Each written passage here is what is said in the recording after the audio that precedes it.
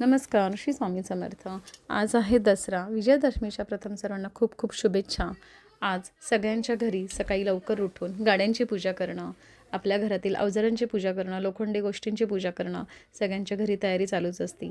मी सुद्धा घरातील हार बनवले, कारण घरात रेडीमेड हार आपल्याला बऱ्याच वेळा परवडत नाही, त्यामुळे घरात हार बनवण्यापासून सुरुवात केली।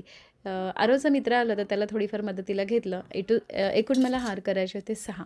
फटाफट हार केले आणि हार केल्यानंतर सगळी हारांची तयारी झाल्यानंतर दारापुढे छानशी रांगोळी काढली आणि रांगोळी झाल्यानंतर देवपूजेला सुरुवात केली।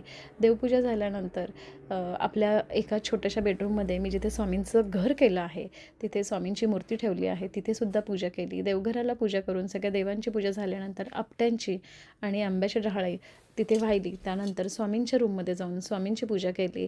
एक छोटीशी बेडरूम मी स्वामींसाठी खास ठेवली आहे, तिथे नित्यनेमाने आमची स्वामींची पूजा मी माझ्याकडनं होते। आणि खरोखरच स्वामीसमोर असले की सगळ्या अडचणी आपोआपच दूर होतात, नाही का? आणि त्यानुसार एक छोटासा हार केला तर स्वामींना, आणि त्यानंतर नाश्त्याला सुरुवात केली, कारण खूप दिवसांचा उपवास होता आणि भूक खूप लागली होती, त्याच्यामुळे उपवास सोडला। आणि त्यानंतर खाली जायचं होतं गाड्यांच्या पूजा करायला, की ज्या खूप काही स्वप्न डोळ्यासमोर ठेवून त्या गाड्या आज दारात आल्या होत्या।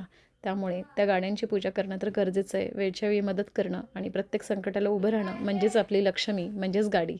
तर मिस्टरांचे भाऊ आले होते, मग त्यांना मदतीला घेतलं, कारण माझी हाईट कमी असल्यामुळे दरवाजापर्यंत माझा हात पोहोचू शकत नाही, आणि त्यांनी पण मला काही मदत केली हार वगैरे लावायला। मुलांना घेऊन खाली पार्किंगमध्ये गेले आणि त्यानंतर ज्या कष्टाने आपल्या दारापुढे उभ्या राहिल्या होत्या त्या म्हणजे आपल्या गाड्या, त्यांची पूजा केली।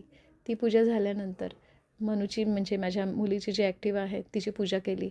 अशी फटाफट सगळ्या गाड्यांची पूजा केली आणि त्या लक्ष्मींना दर्शन घेतलं, कारण कधीही आपल्याला संकटाकाळी मदत करणारी म्हणजेच आपली गाडी, कारण एवढ्या दूरवर प्रवासावर नेणारी, आपल्या प्रत्येक गोष्टीत मदत करणारी आणि आपल्याला पटकन कामामध्ये लवकर पोहोचवणारी म्हणजेच आपली लक्ष्मी आणि आपली गाडी। त्यांची पूजा केल्यानंतर अशा प्रकारे घरी पूजा केली। तुम्ही तुमच्या घरची पूजा दसऱ्यानिमित्त कशी केली नक्की कमेंट्स करून सांगा। विजयादशमीच्या पुन्हा एकदा सर्वांना खूप खूप शुभेच्छा। तुम्हाला हा व्हिडिओ कसा वाटला लाईक करा, शेअर करा, कमेंट्स करा। धन्यवाद।